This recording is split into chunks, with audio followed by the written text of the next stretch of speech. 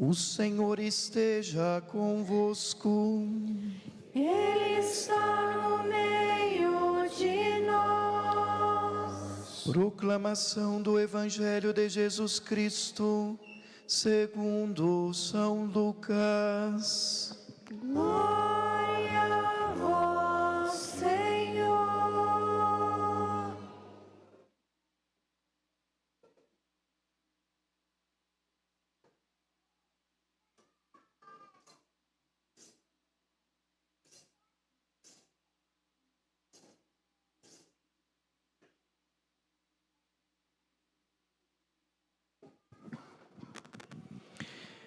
Naquele tempo, disse Jesus a seus discípulos: que os vossos rins estejam cingidos e as lâmpadas acesas.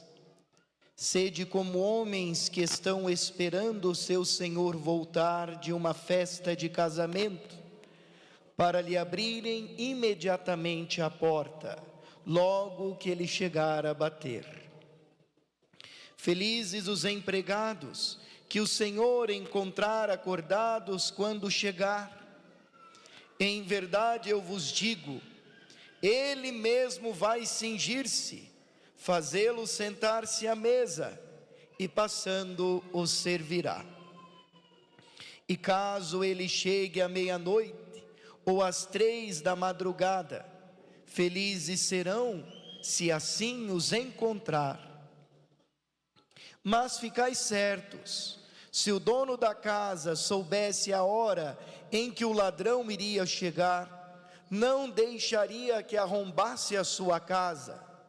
Vós também ficai preparados, porque o Filho do Homem vai chegar, na hora em que menos esperardes.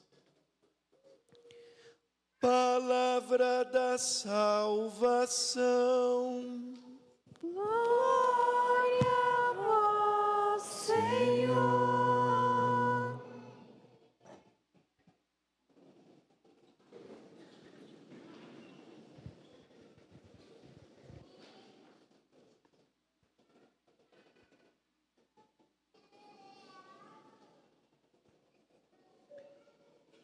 Amados irmãos e irmãs, a missa do dia de hoje está conectada com a solenidade de ontem.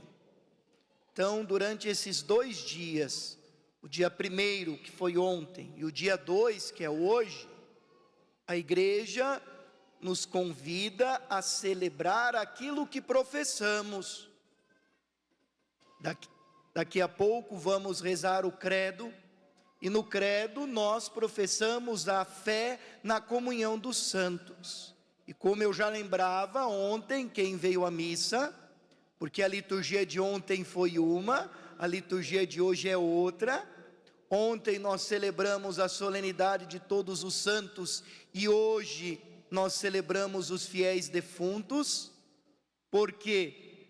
Porque ontem nós celebrávamos aqueles que nós já temos a certeza que estão contemplando a face definitiva do Pai. Ontem nós celebramos a igreja triunfante. Hoje nós celebramos a igreja padecente.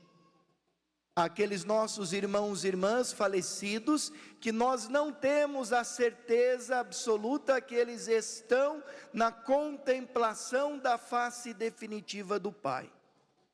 Por isso, nós aplicamos penitência, sacrifícios, orações, para que o Senhor tenha misericórdia e através das nossas orações nós possamos encurtar este período que eles estão padecendo neste lugar, que segundo a tradição da igreja bem nos ensina, chamamos de purgatório. E nós pertencemos a esta igreja militante. Então nós temos 3 igrejas. A igreja militante, somos nós que militamos, que marchamos ainda nesta terra. a igreja triunfante e a igreja padecente. Então nós que somos da igreja militante, podemos pedir a intercessão dos santos e santas, a igreja triunfante que celebramos ontem, e podemos rezar por aqueles que nós não temos tanta certeza que estão na contemplação da face definitiva do Pai. Então, nós professamos a fé nesta comunicação entre nós que estamos aqui com aqueles que estão falecidos. Só que a nossa comunicação não se dá por intermédio humano, como algumas religiões dizem por aí, né? Tem religião que fala da incorporação de espíritos. Nós não cremos nisso. A nossa comunicação com os mortos existe, mas ela se dá em Deus pela nossa oração. Quando a gente reza, quando a gente faz esse encontro pessoal com Jesus, a gente então entra em comunhão com aqueles que já morreram, ou estão no céu e intercedem por nós, ou a gente aplica nossas orações àqueles que ainda estão nesta fase de purificação, que não morreram na graça de Deus, ou que estão tendo que pagar algo que não conseguiram pagar durante esta vida, porque Deus é misericordioso, Jesus nos perdoa, mas o ato é perdoado, a consequência do ato não. Se eu tiro a vida de uma pessoa, eu vou conseguir devolver a vida a ela? Eu posso me arrepender por ter tirado a vida de uma pessoa. Deus pode ter a misericórdia de mim, mas o que eu fiz é algo irreparável. Então, de alguma forma, eu terei que pagar. Isso se chama pena. Então, quando um criminoso é descoberto, ele precisa cumprir uma pena. Por isso, purgatório. Por isso, a gente que está aqui faz penitência. Para quê? Para apagar, para a gente, digamos assim, poder de alguma maneira encobrir assim aquilo de mal que fizemos. Antigamente, na Idade Média, quem fazia um pecado gravíssimo se tornava cruzado, ia dar a vida nas cruzadas para ver se, doando a vida pela igreja, por Jesus, ele pudesse, reparar o que ele fez de mal. Então, de alguma maneira, nós temos que reparar. Por isso que é importante, nesse dia, embora seja domingo, é um dia de finados, a igreja nos recomenda, então, esse momento de mais penitência, de mais oração, de sacrifício, que a gente ofereça esse dia, para o ensufrágio dos nossos irmãos e irmãs falecidos.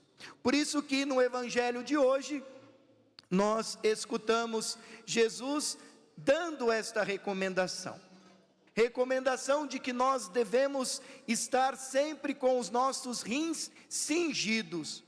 O que significa estar com o rim cingido? Na época de Jesus se usava túnica, como o padre está usando, por isso o padre usa túnica, não é para ficar mais bonito não, é para se parecer até externamente com Cristo, por isso o padre preside os sacramentos de túnica, porque Jesus vestia túnica. Então a túnica, se você correr muito, você pode fazer o quê? Pisar nela e cair. Então o que significa cingir um rim? É colocar uma corda aqui, para levantar a túnica. Ou seja, cingir os rins significa estar sempre preparado, se precisar dar uma corrida, você dá. Então Jesus está dizendo assim, permaneçam com os rins cingidos, permaneçam sempre com a lâmpada acesa, como aquelas virgens prudentes, porque, como eu dizia no início, nós não sabemos que dia o Senhor virá, que dia o Senhor virá nos chamar, nós não sabemos, E em muitas situações de nossa vida a gente passa por isso.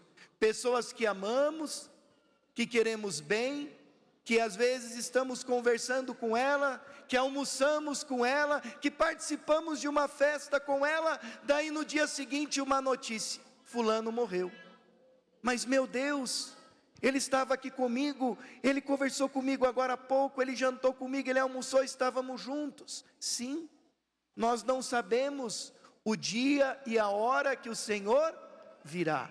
Por isso a gente tem que estar sempre preparados, de rins cingidos, com nossas lâmpadas acesas, ou seja, nós temos que buscar viver sempre nessa graça de Deus, nesta comunhão com Jesus, porque a gente tem esta certeza, que se a gente morrer na graça de Deus, se a gente morrer professando a fé em Jesus Cristo, se a gente morrer sem ter feito nada de significativo de mal na vida de alguém, e se eu fiz, eu preciso reparar, se eu reparei, eu tenho a certeza que eu não conhecerei a morte, como nos diz Paulo na sua carta aos Coríntios hoje: se em Adão todos morreram, em Cristo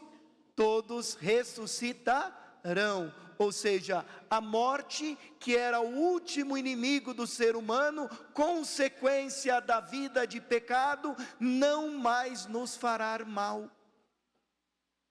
Aquele que é inserido em Cristo e que vive na graça de Deus, não precisa temer mais a morte, porque a morte não existe mais. A morte, para quem crê em Cristo, se torna uma mera Páscoa. Páscoa vem do termo hebraico peshá, que significa passagem, dessa para a verdadeira vida, que não é essa, mas é junto de Deus. Por isso, quem vive na graça de Deus, não precisa ter medo da morte, não precisa ir atrás da morte. Se eu perguntar aqui quem quer morrer agora, nós não vamos ser loucos de dizer que quer morrer, né? Não, nós não vamos atrás da morte, nós não vamos procurar a morte, mas nós precisamos estar preparados para que quando ela vier, a gente a acolha, sabendo que a gente fez o que tinha que ser feito, e agora vamos contemplar a face definitiva de Deus. Por isso é preciso buscar constantemente viver na graça de Deus. Por isso não dá para dizer, eu vou deixar para rezar amanhã, não dá para negociar missa, não dá para negociar confissão, se eu estou em pecado mortal. Não, eu preciso buscar a graça de Deus, porque nós não sabemos o nosso dia de amanhã, não sabemos quando o Senhor virá, mas vivemos nesta certeza de que aquele que vive nesta graça não conhecerá a morte. E por isso hoje vamos no cemitério. Não vamos no cemitério cultuar os mortos, porque nós sabemos que os nossos entes queridos não estão no cemitério. Nós vamos até o cemitério para fazer o quê? Para trazer presente em nossa memória, em nosso coração, aquele nosso ente querido, para manifestar através de nossa oração ali, daquele buquê de flor, daquela vela que eu acendo, manifestar o amor e carinho que eu tinha por aquela pessoa, e o desejo de que ela esteja em um bom lugar, que ela esteja contemplando a face de Deus.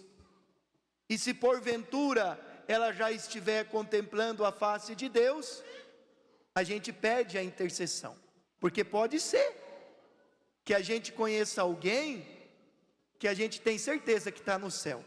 Eu conheço algumas pessoas, eu tive a graça de conhecer pessoas, inclusive uma tia minha, esta eu tenho certeza que eu não preciso rezar por ela sair do purgatório, essa foi para o céu direto, essa eu tenho a foto dela e peço a intercessão dela. E a gente, mesmo que a igreja não declare, mas pela convivência que nós temos com a pessoa, a gente nutre essa certeza no nosso coração. Então, se a gente tem certeza que a pessoa está no céu, a gente pede o quê? A intercessão. Se a gente não tem tanta certeza, a gente oferece as nossas orações, a nossa penitência, para que seja encurtado esse tempo de purificação. Então nós não vamos lá no cemitério cultuar morto. Católico não cultua morto. Nós vamos no cemitério para demonstrar nosso amor, nosso carinho, para sentir a presença dessas pessoas, em nossa vida, através de nossa oração. Porque nós cremos nesta comunicação com os mortos, mas essa comunicação se dá pela vida de oração, pela graça de Deus, pela comunhão dos santos, que daqui a pouquinho nós vamos professar. Aliás, agora vamos professar. E essas crianças que serão batizadas, quando elas serão batizadas, vai se falar muito de morte. Quando eu era padre novo, que eu começava a batizar, eu falava: meu Deus, mas a gente fala tanto em morte no batismo da criança, mas a gente tem que entender porque falamos de morte. O que São Paulo disse na segunda leitura de hoje? Se em Adão todos morreram, em Cristo todos ressuscitarão. Então essas crianças hoje serão ressuscitadas em Cristo.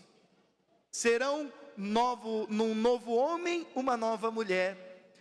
Elas serão inseridas no corpo místico de Cristo, que é a igreja, e por isso elas receberão o dom e a graça da vida eterna, porque serão adotadas em Cristo como filhos e filhas de Deus, e vai caber aos pais ajudarem essas crianças e padrinhos a não perderem esta graça, ajudarem elas a serem bons cristãos, a não deixar nada para amanhã, mas a seguir a Jesus Cristo e viver na graça de Deus todo o dia.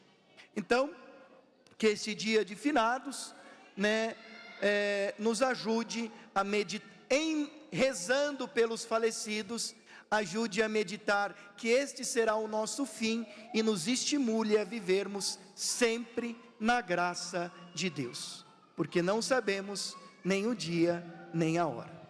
Louvado seja nosso Senhor Jesus Cristo.